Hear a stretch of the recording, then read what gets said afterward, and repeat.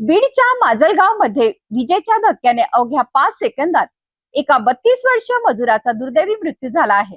Bypass रोडवर DP बसवण्याचे काम सुरू असताना घडलेली ही धक्कादायक घटना सीसीटीव्ही कॅमेऱ्यात कैद झाली आहे. विशेष म्हणजे याच वेळी काम करणारा आणखीन एक मजूर थोडक्यात बचावला. मृत मजुराचे नाव शेख आवेज पाशा देशमुख असल्याची माहिती आहे.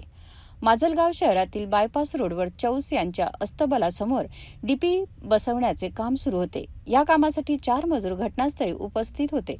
कंत्राटदाराच्या सुपरवायझरने दिलेल्या माहितीनुसार सायंकाळी 4 वाजेपर्यंत कामासाठी परमिट देण्यात आले होते. मात्र दुपारी सुमारे 1 वाजण्याच्या सुमारास काम सुरू असतानाच अचानक विजेचा जोरदार धक्का बसला. शेख आवेज पाशा यांना विजेचा धक्का लागून ते खाली कोसळले आणि त्यांचा जागीच मृत्यू झाला. संपूर्ण घटना सीसीटीव्हीत कैद झाली असून अवघ्या काही सेकंदाच्या फरकाने आणखीन एक मजूर बचावल्याचे दिसत आहे.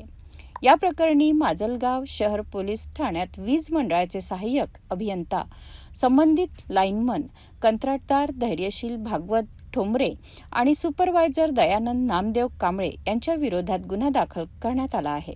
या दुर्दैवी घटनेनंतर विद्युत कामाचा सुरक्षेचा प्रश्न पुन्हा एकदा ऐरणीवर आला आहे.